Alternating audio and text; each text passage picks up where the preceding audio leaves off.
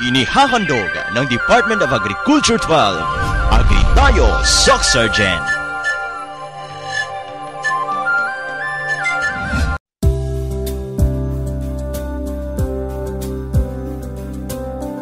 Mga kaagri, ang inyong nakikita ay ang napakasaganang sakahan ni Ginoong Maximo Colliantes dito sa Barangay Vilumin, Lambayong, Sultan Kudarat. Si Ginoong Maximo ay isa po lamang sa mga outstanding local farmer technicians o LFTs ng ating rehiyon na talaga namang tinitingala ng kanyang kapwa magsasaka dahil sa pagtala ng mataas na ani ng palay. Para sa kabatiran po ng ating mga tagapanood, ang mga LFTs po ay ang mga magsasaka na nakapagtala ng mataas na produksyon na sinalay ng Department of Agriculture tungkol sa pagsasaka ng palay. Pangunahing layunin ng Department of Agriculture sa implementasyon ng LFT program na matulungan ang mga agricultural extension workers sa pagpapalaganap ng sayantipiko at makabagong teknolohiya sa pagsasaka sa anumang dako ng rehiyon. Yan, Marie, ay dahil napapansin natin na hindi nakakaya ng ating mga technicians na isa-isahin ang ating mga magsasaka sa kanilang mga assigned areas. Kung kaya minabuti natin sa Department of Agriculture na i-augment ang kanilang mga workforce sa pamamagitan ng ating mga LFTs. Yes, Christian, simulan na natin mula po rito sa Lambayong Sultan Kudarat. Sabay-sabay na nating tuklasin at palaganapin ang ganda at sigla ng agrikultura dito sa Agri Tayo, Soc Sergeant.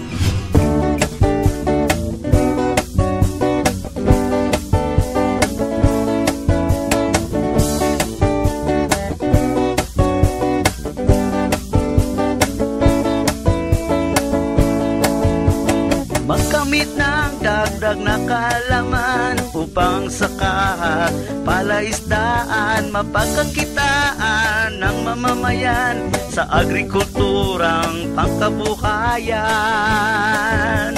Agri Tayo, Soc Sergeant, programang dapat tangkilikin. Agrikultura'y binigyan pansin para sa ating mga mitiin. Ito'y programang pangkabuhayan at dito ika'y tutulungan. Agri Tayo, Soc Sergeant, programang dapat tangkilikin. Agrikultura'y binigyan pansin para sa ating mga mitiin. Agri Tayo, Soc Sergeant, programang dapat tangkilikin. Agrikultura'y binigyan pansin para sa ating mga mitiin. Agri Tayo, Soc Sergeant, Agri Tayo, Soc Sergeant, Agri Tayo, Soc Sergeant, Agri Tayo, Soc Sergeant.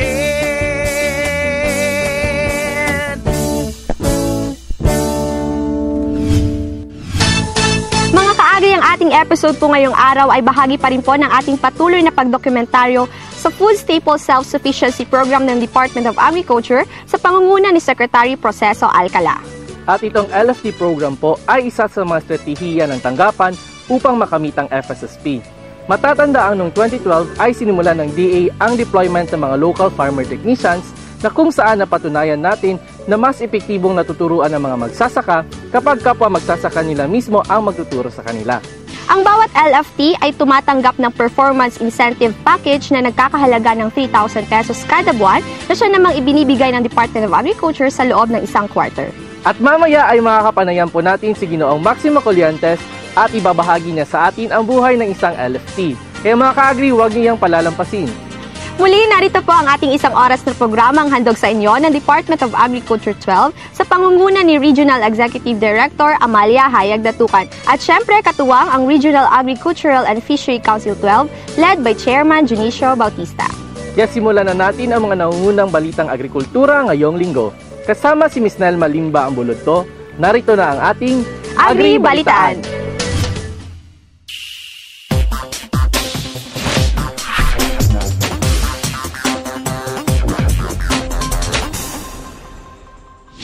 Sa ulo ng ating mga nagbabagang balita, Don Bosco MPC patuloy na namamayagpag sa export market. Muling nagluwas ng organic colored rice sa Hong Kong at pinasok na rin ang merkado ng China. Suliranin ng mga magsasaka tungkol sa armyworm sa Kiamba, Sarangani, nasawata na ng Department of Agriculture 12. Pagpapalakas sa industriya ng mangga sa Socsargen, tinutukan ng DA12. Mga local farmer technicians ng Rehiyon 12, pumirma na ng kontrata bilang hudyat ng pagsisimula ng kanilang tungkuling tulungan ang DA sa pagpapalaganap ng mga makabagong sistema sa pagsasaka. Sa detalye ng ating mga balita, maliban dito sa Pilipinas, maaari na ring tikman ng mga Pilipino ang ipinagmamalaking organic colored rice sa bansang China matapos magluwas doon kamakailan ang Don Bosco Multipurpose Cooperative ng North Cotabato. Ilang metriko tonelada na kaya ng organic rice ang naipadala ng Don Bosco MPC sa iba't ibang panig ng mundo? Alamin sa Agribalita ni Edgar Alan Pasaol.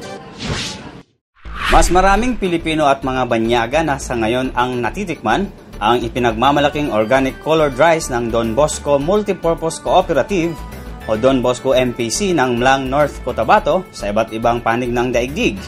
Ito ay matapos na muli na namang mag-export ng 2 metriko toneladang organic black rice ang kooperatiba patungong China. Ito ay ayon kay General Manager Romano Laurilla. Bukod sa China, ipinagbigay alam din ni Laurilla na muli ring nagpadala ng 5.3 metric tons ng black rice ang Don Bosco MPC sa Hong Kong. Magugunitang noong November 2014 at February 2015, napasok na rin ang kooperatiba ang merkado ng Estados Unidos sa tulong ng isang social entrepreneur na si Justin Garrido.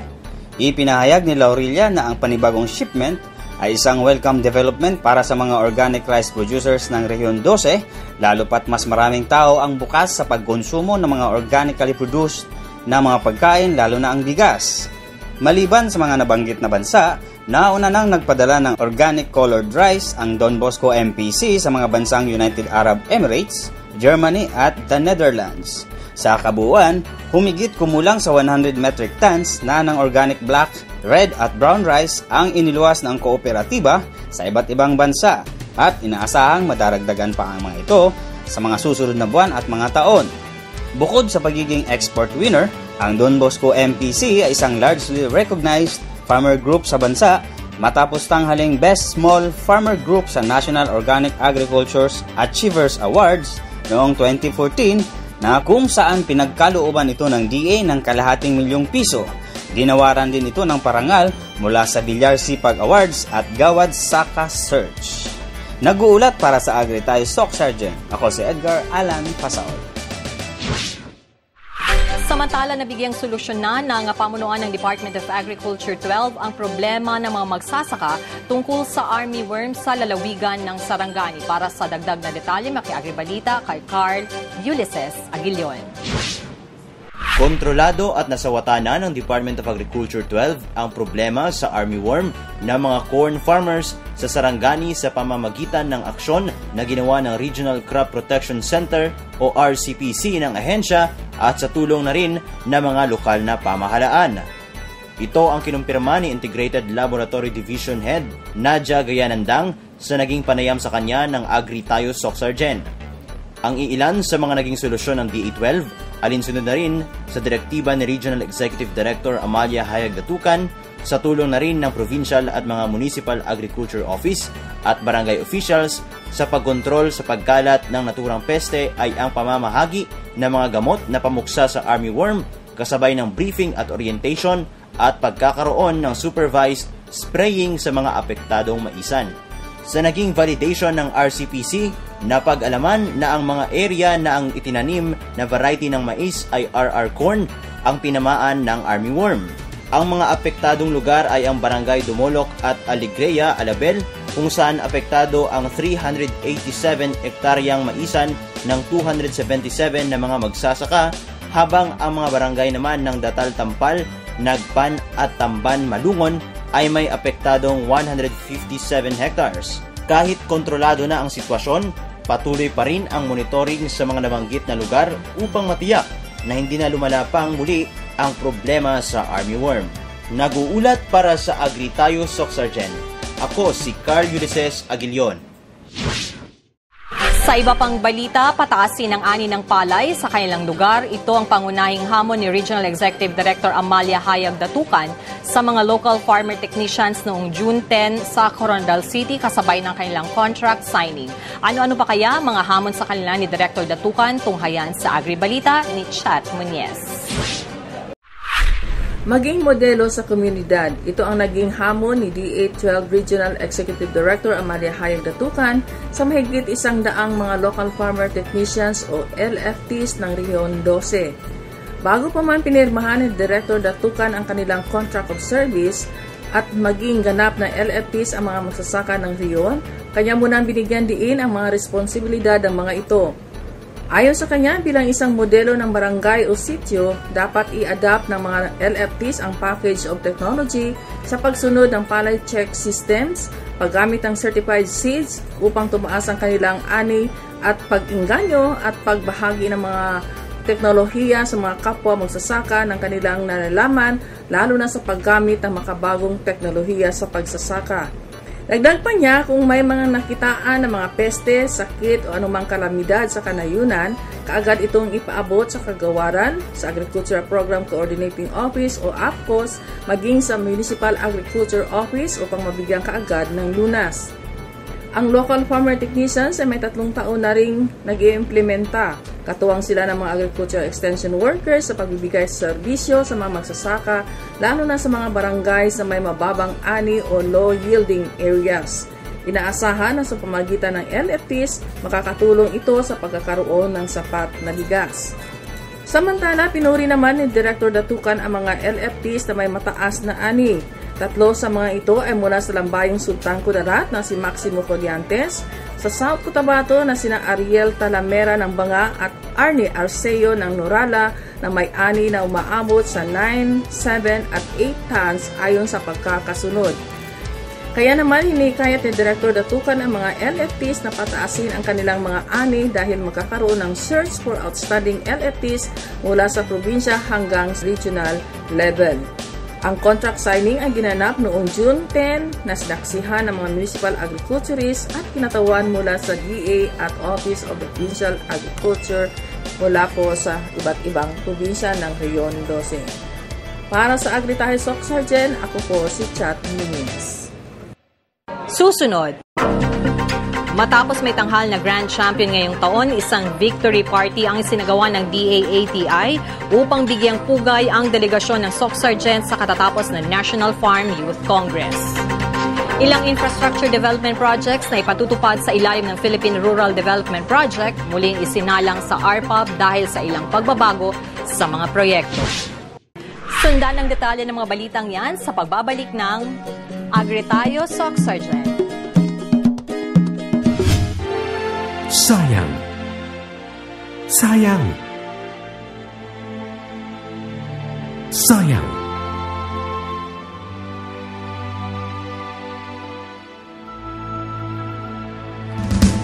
Madami sanang nakikinabang kapag walang nasasayang. Kung susumahin, mahigit sa 7 bilyong piso ang halaga ng nasasayang na kanin. Ang halagang ito ay maaari nang makabusog sa milyon-milyong pamilyang Pinoy.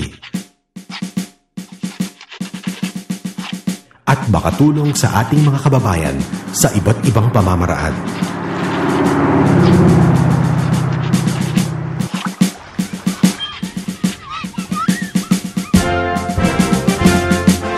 Sama-sama tayong lahat.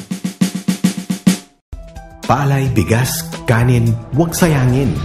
Upang marami ang makakain. Ano ba ang mga mabuting gawin upang hindi nasasayang ang palay, bigas at kanin?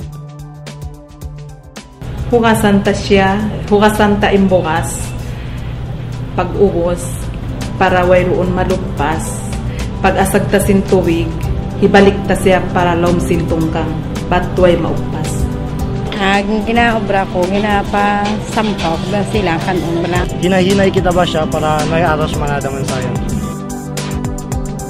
Pang kita magluwag palay, sabay tiyuk-tiyuk bihayan, ba't daw wayroong malugpas, bang sa pa kita mabaya pa kumaon, kita magbalik, palay ta, magsuno, sumuno, Bali, ubuso ay magtigang gani, kancharon lang ang pagsakto lang kaya maubos ang tanan ng pamilya. El araw siya kung kita na de anoche, ben mucho kayo, pwede kong kita si fried rice. Kuha ka lang isang kaon mo nga sakto lang sa pinggan.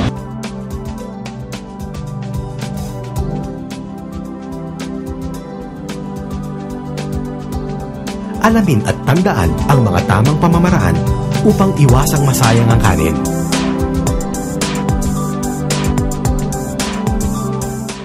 Palay, bigas, kanin, huwag sayangin upang marami ang makakain. Ang mensaheng ito ay hatid sa inyo ng Department of Agriculture.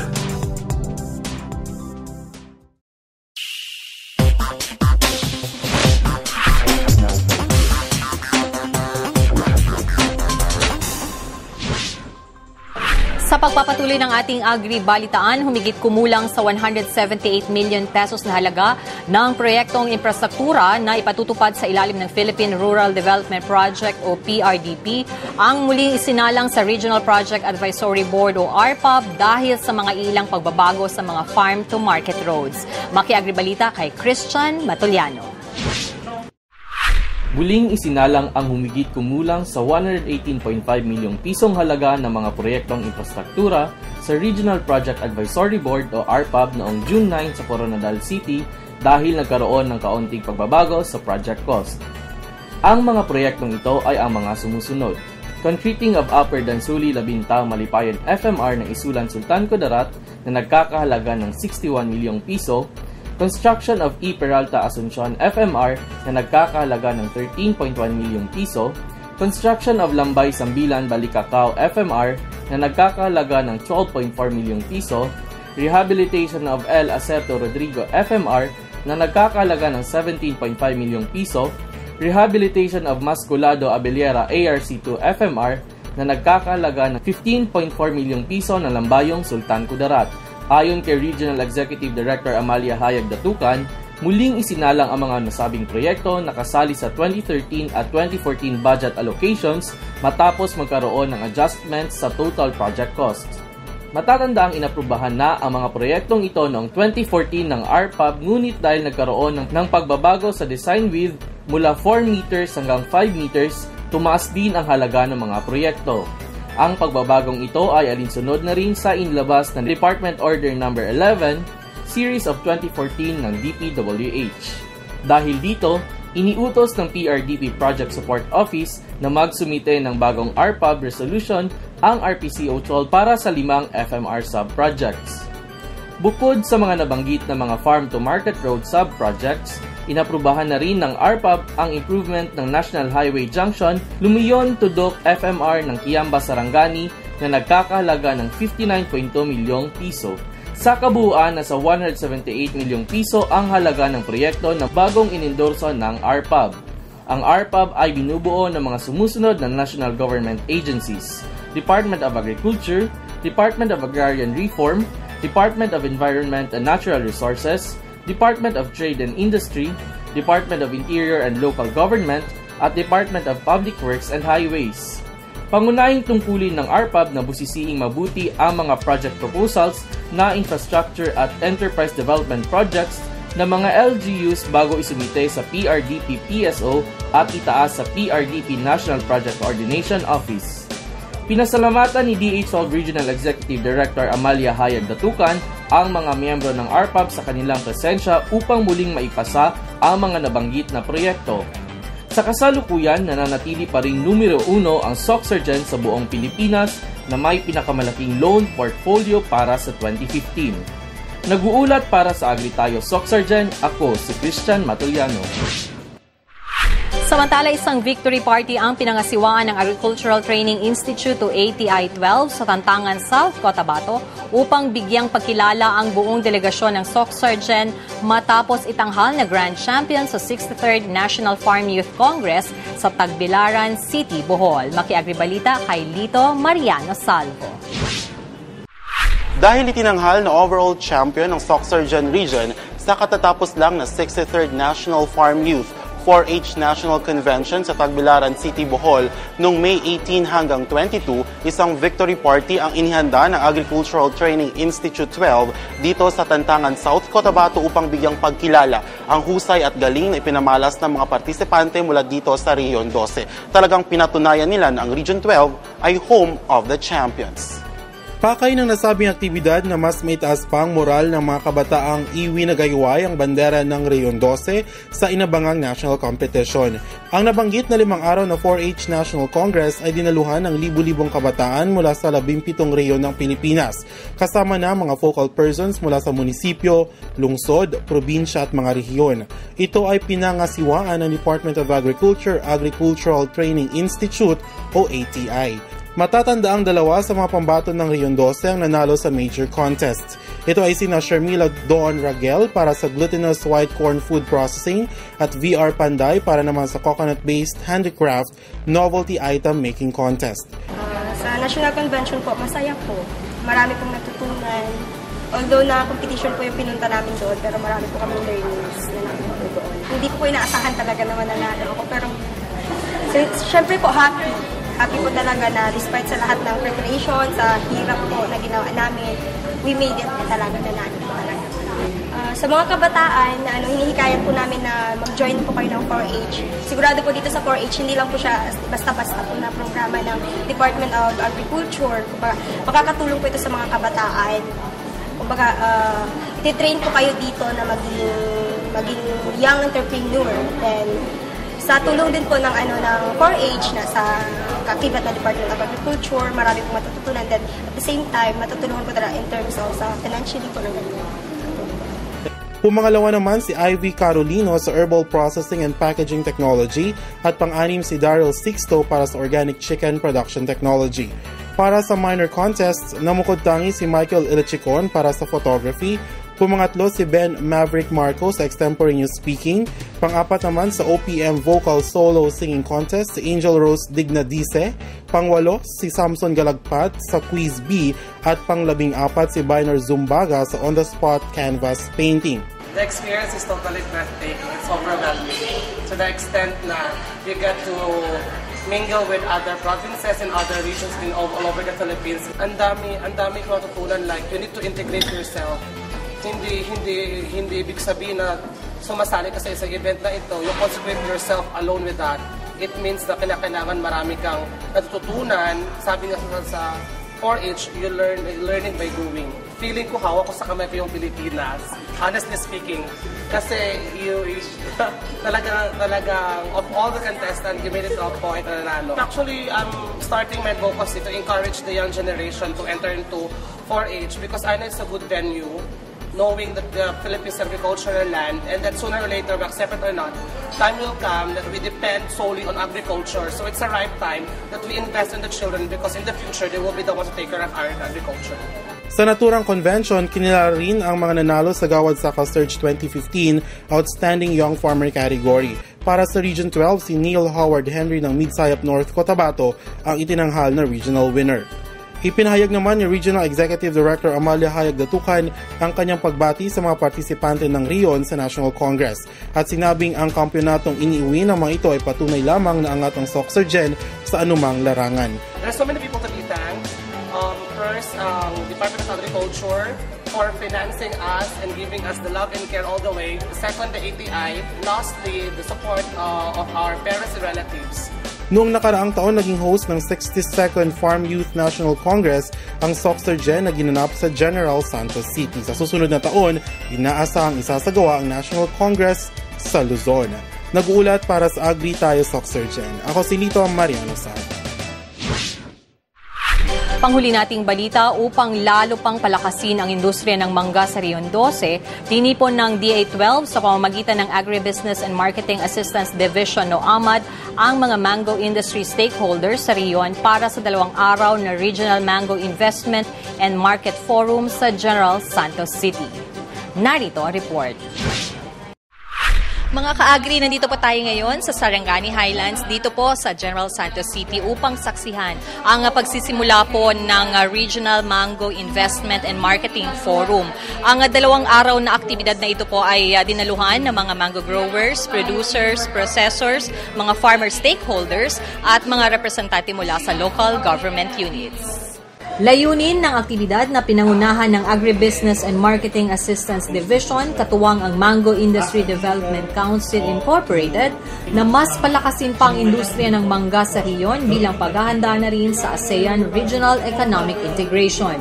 Sa pananalita ni Regional Technical Director for Operations Saldi Boloron at Sergeant Agricultural Program Coordinating Officer Jocelyn Misterio, iminungkahi nila na dapat ipairal ng mga mango stakeholders sa kanilang mga isipan ang Big Brother mentality, kung saan ang mga ito ang mag-aabot ng kamay sa mga small growers na mapataas ang kanilang produksyon at kita. Siniguro rin ng mga opisyal na nasa likod lamang ng mga mango growers ang DA12 sa pangunguna ni Regional Executive Director Amalia Hayag Datukan sa pag-abot ng kanilang mga mithiin at adhikain. Naging laman naman ng forum ang pagbabahagi sa mga nagsipagdalo ng mga topikong may kinalaman sa naturang high-value crop, gaya na lamang ng kasalukuyang kalagayan ng industriya ng mangga sa bansa at ang mga hamon nito sa ASEAN markets na hinihatid ni Virginia de la Fuente na siyang presidente ng Philippine Mango Industry Federation Incorporated. Ayon pa kay de la Fuente, positibo ang naghihintay na market sa mangga galing sa Pilipinas dahil sa ibang klaseng tamis na taglay nito. Kahit pa man dominado ng bansang India ang bilihan ng naturang produkto sa pandaigdigang merkado, naniniwala naman ang pinuno ng PMIFI na makasasabay ang bansa sa kompetisyon. Kasama rin sa mga ibinahaging impormasyon sa mga partisipante ang mga programa ng Agribusiness and Marketing Assistance Services na tinalakay ni Rowena Henet ng DA AMAS, Organization of Mango Growers Association to Cooperative ni Aminuddin A. Elias, ang Regional Director ng Cooperative Development Authority 12, High Value Development Crops Updates and Support to Mango Industry, PRDP, IRI Priority Projects and Programs in the Region, na ibinahagi naman ni Cecilia Parcon ng DA12 at GAP Certification and Procedures ni BAF's Focal Person Andy Ango.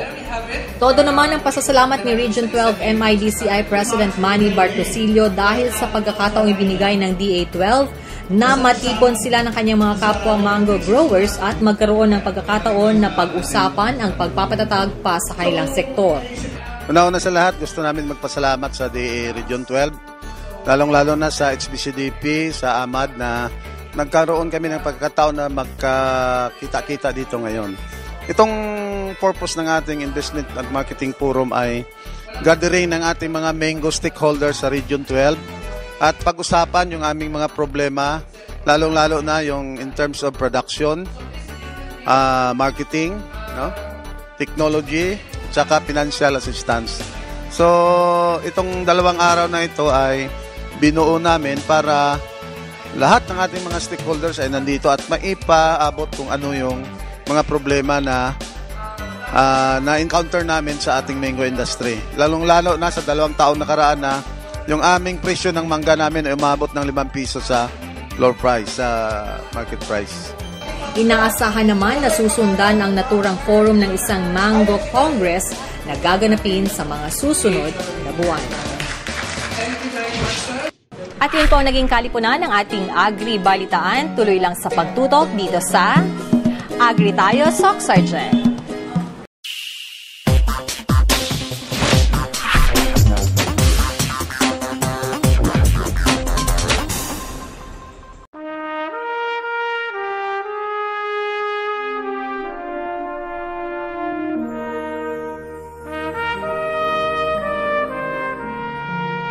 Anumang pangarap ay matutupad sa pamamagitan ng ibayong pagsasanay at tamang nutrisyon.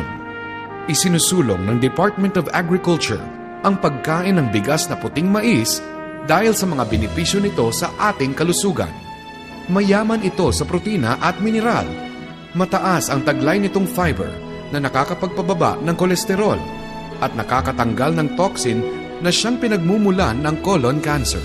Mabagal matunaw ang mais, kaya't maiiwasan ang pagtaas ng blood sugar na sanhi ng diabetes.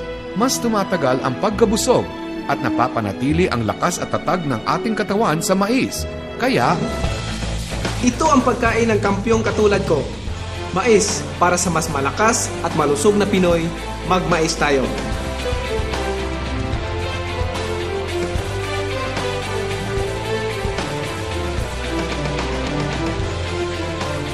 Ang mensaheng ito ay hatid sa inyo ng Department of Agriculture at ng himpilang ito.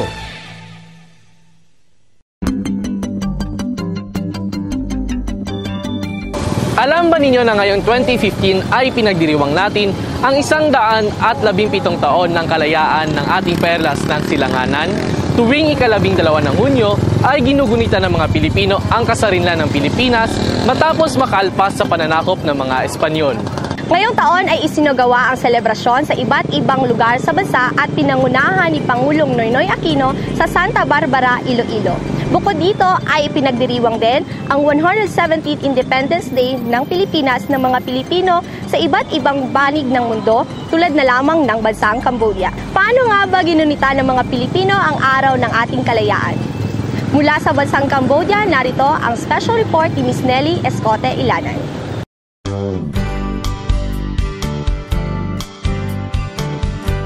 Laman ng mga kahon na ito ang mga produkto ng mga magsasaka mula sa Rehiyon 12 at iba pang rehiyon sa Pilipinas upang i-showcase sa bansang Cambodia. Bilang bahagi ng paggunita ng ika-100 at ika-17 araw ng kalayaan ng Pilipinas na mga Pilipino sa bansang Cambodia, isinagawa ang Food Roadshow sa Khmer World Food Court sa Aeon Mall sa Phnom Penh, Cambodia. Ang food testing o pagpapakain ng mga lutong Pinoy.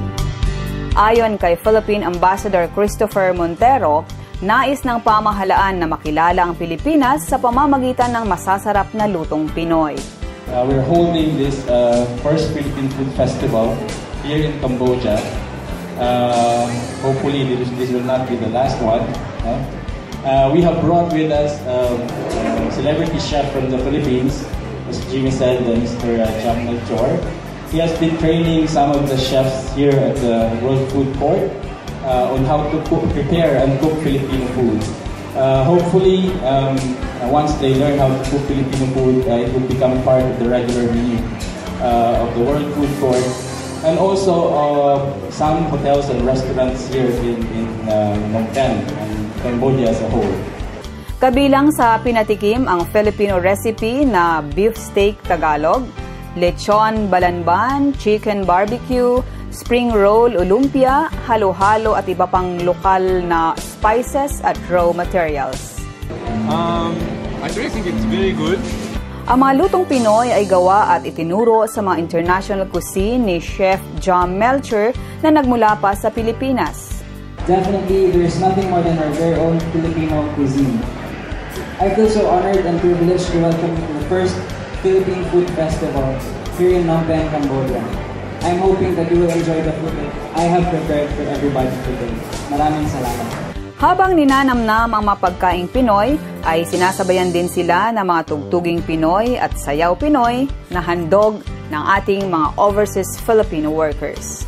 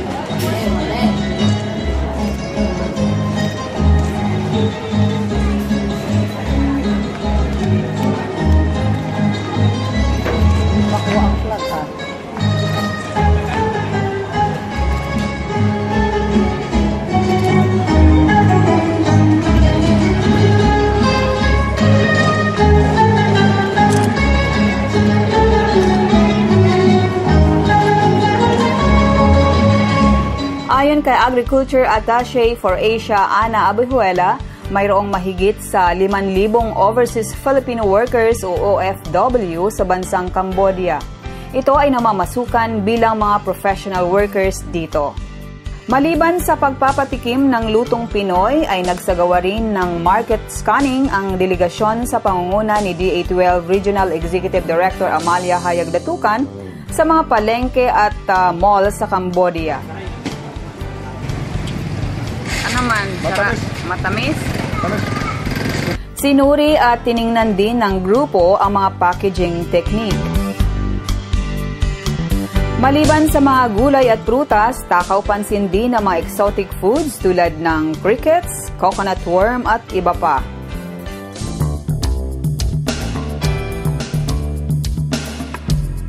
Samantala, binisita rin ng grupo ang probinsya ng Kumpit sa Cambodia kung saan matatagpuan ang plantasyon ng pamienta o black pepper na pangunahing produkto ng lugar.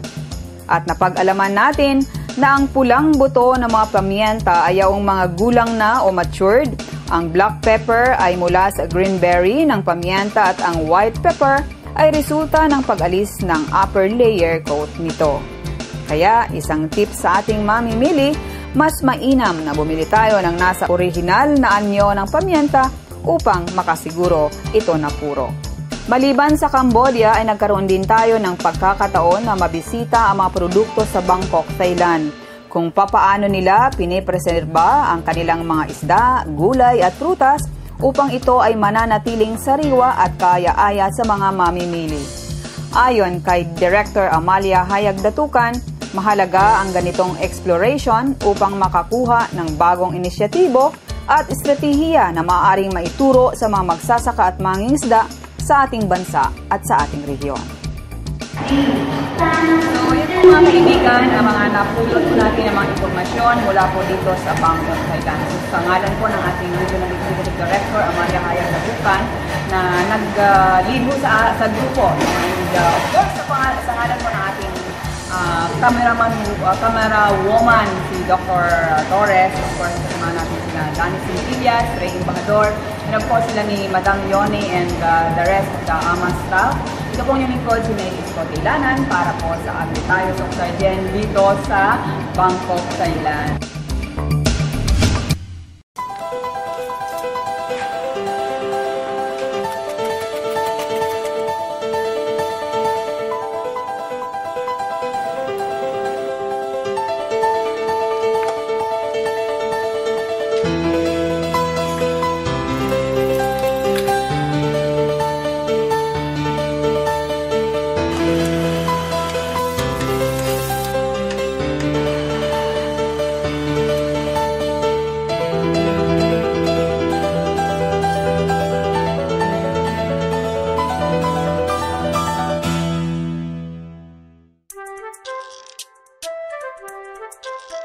Ang mais ay pangalaw sa pinakamahalagang butil ng Pinoy. Puti man o dilaw, mayaman ang mais sa protina, mineral at carbohydrates. May taglay din itong antioxidant na maaaring pumigil sa cancer at Alzheimer's disease. Ang mais ay siksik din sa dietary fiber na nagpapalusog ng ating tiyan. Gamit ang mais bilang pangunahing ingredient, gagawa tayo ng masarap at healthy na appetizer. Bright Corn Salad. Ingredients: 1 cup whole kernel corn, 8 cherry tomatoes, half, 1 red onion sliced into rings, cilantro leaves, 3 tablespoons of olive oil, lime juice, salt and pepper to taste, tortilla chips to serve. Procedure: mix corn, cherry tomatoes, red onion rings, and cilantro leaves in a small bowl. Combine olive oil, lime juice, salt, and pepper. Add to the salad mixture and toss until everything is coated. Place tortilla chips on a serving plate. Top with salad mixture and serve immediately.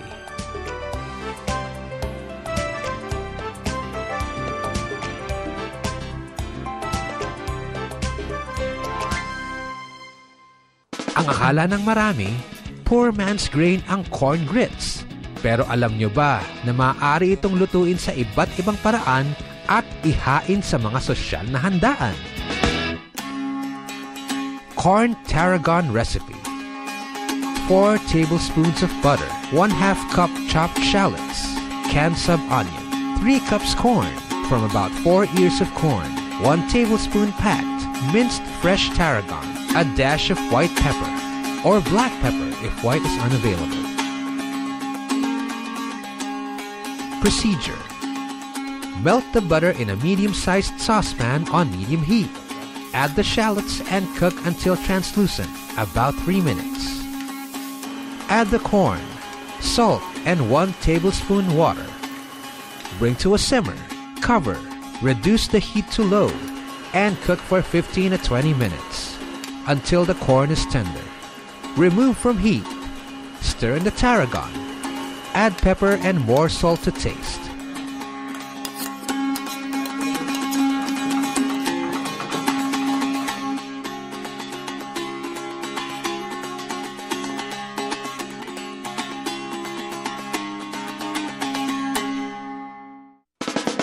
Walang pinagkaiba ang lasa ng corn grits sa nakasanayan na nating bigas. Ngunit base sa pagsasaliksik, higit na mababa ang glycemic index ng puting mais kumpara sa bigas. Kaya naman in na ito sa mga diabetic.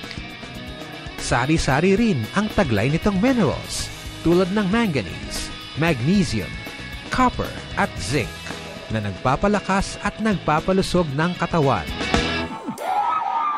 Corn balls. Ingredients: 1/2 kilo corn flour, 1/2 teaspoon yeast,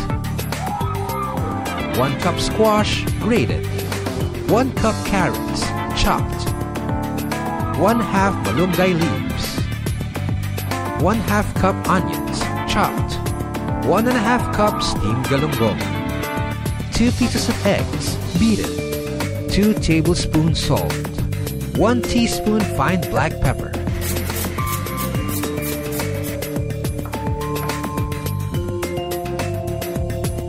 Procedure. Dissolve yeast in 1/4 cup warm water. Mix all ingredients in yeast mixture until texture is good enough for molding.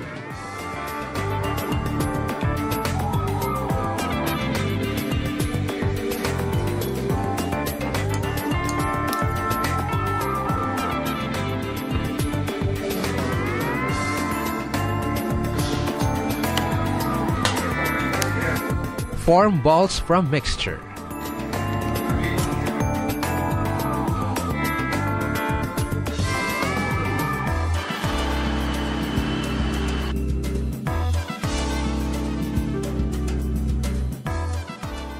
Deep fry and serve with preferred sauce.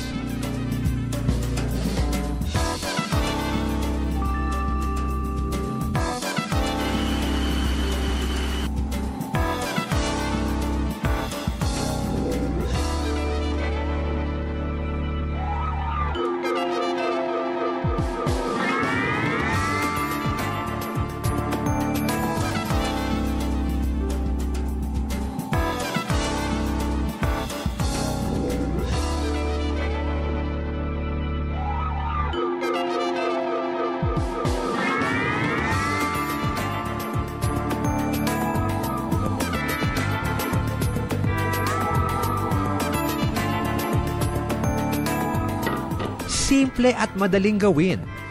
Butil na puno ng sustansya.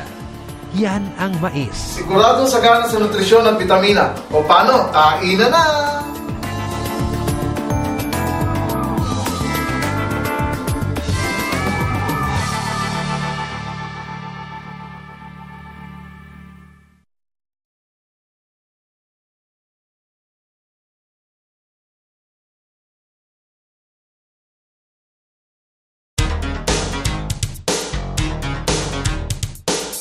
Mga kaagri sa ating Agri Talakayan ay makakasama po natin si Ginoong Maximo Colliantes, isa sa mga outstanding local farmer technicians ng Soxergen. Hello sir, magandang araw po. Kumusta po kayo? Mabuti po naman. Sir, batiin po muna natin ang ating mga tagapanood. Binabati ko yung mga nanonood sa Agri Tayo Talk Sir dyan. Sir, meron po akong katanungan. First po is, kumusta po ang buhay bilang magsasaka? Maayos po naman. Kahit papano nakakaraos din kami sa pangangailangan namin pang araw-araw. Isa po kayo sa mga local technician. Paano po kayo napili para po maging LFT po? Marahil dahil sa taas ng aking yield dati, kaya siguro isa ako sa napili bilang isang LFT. Kasi yun naman ang basihan. Mataas ang yield, maayos sa pagsasaka. Ganon. Okay po. So bilang LFT po, ano po yung tungkulin ninyo, sir?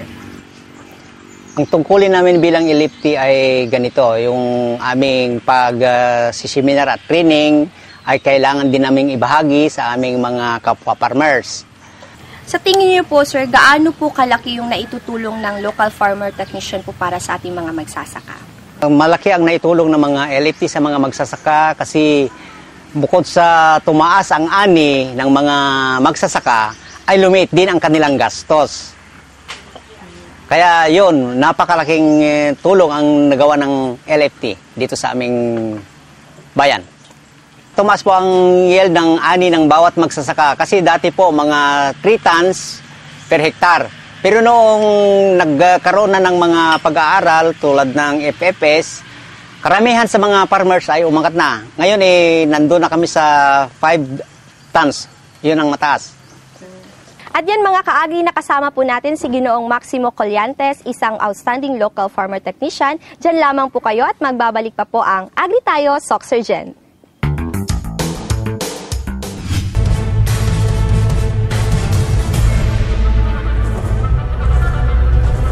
Palay,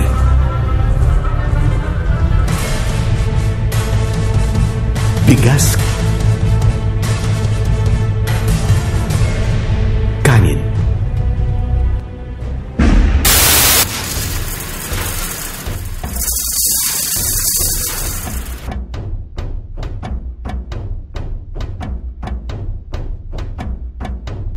Islang ko hugasan ko ang bugas, gusto nihuwad ko sa balde, magamay na lang ang bilhin niya tubig, madala.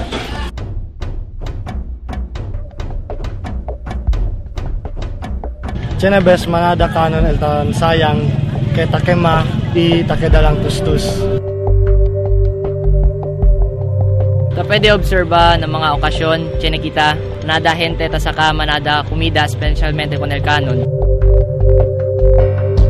Sobra aton nga panguwa kag busog na kita be mga bay ano naton. Takaw-takaw na kami sa mata pero ang amon na appetite full na. Wala ginaubos, tapos ginaboy lang dayon. In magbayo, di ta masiguro in way roon maasag. Sa ang kanda suway, amin biyak sa natuloy magbabayo.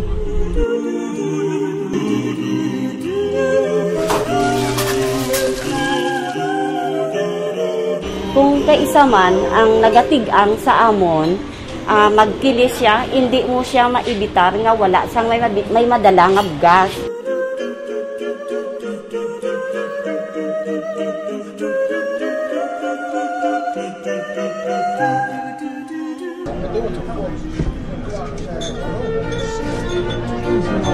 palay, bigas, kanin. Huwag sayangin. Ang mensaheng ito ay hatid sa inyo ng Department of Agriculture.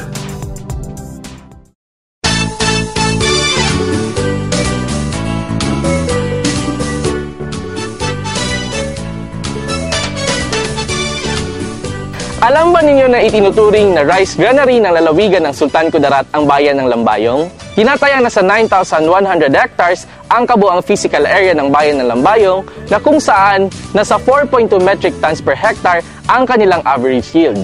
Dahil dito, itinuturing ang bayan ng Lambayong bilang isa sa mga top rice-producing municipalities sa taunang Agri-Pinoy Rice Achievers Awards o APRAA na nagbigay sa kanilang 1 milyong piso bilang cash prize.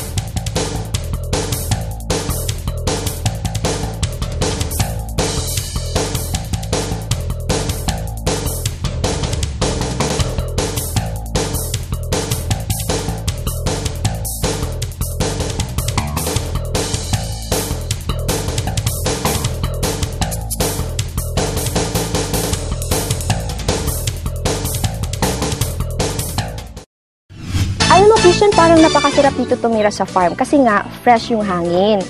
Tama ka dyan, Marie. Alam mo bang pangarap ko na magkaroon ng ganito kagandang farm balang araw? Wow! So meaning na-inspire ka kanina sa kwento na i-feature natin yung mga magsasaka na nasumpungan ang kaginhawaan sa buhay dahil dun sa pagsasaka. Tama ka dyan, Marie. And sana kayo rin mga ka-agri ay na-inspire sa aming programang naghahatid sa inyo ng kaalamang pang-agrikultura tuwing Sabado. Yes, mga ka-agri, sana po hindi kayo magsawa sa pagsubaybay dito sa ating palatuntunang na ilalahad sa inyo ang mga ginawa, ang mga ginagawa at ang mga gagawin pa ng DA para sa kaunlaran ng agrikultura dito sa Rehiyon 12. At kung nais niyo pong balikan ng ating mga past episodes, panoorin lamang po ito sa ating mga sumusunod na social media accounts na naka-flash sa inyong mga TV screens at syempre sa pamamagitan na rin ng ating mga broadcast outlets.